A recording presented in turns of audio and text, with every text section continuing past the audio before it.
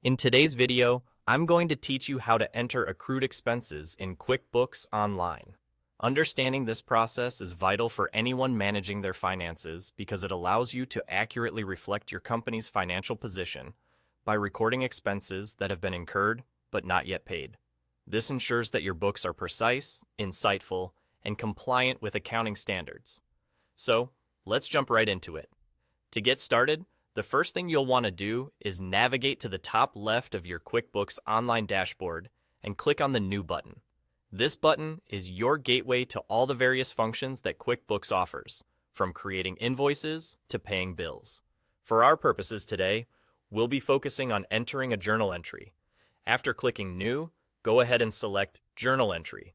This option is crucial because journal entries are used in accounting to ensure that every business transaction is recorded correctly and impacts your financial statements accurately. Next, you'll need to input the correct date for your accrued expense.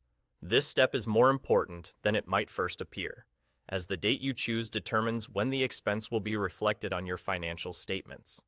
Make sure you're using the date that the expense was incurred, not when you plan to pay it, for an accurate reflection of your finances.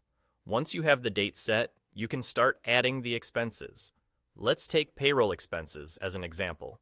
In the first line of your journal entry, you'll input these expenses and their corresponding debit amounts. It's worth noting that I've created only one account to demonstrate this, but your setup might vary depending on your specific needs and existing accounts.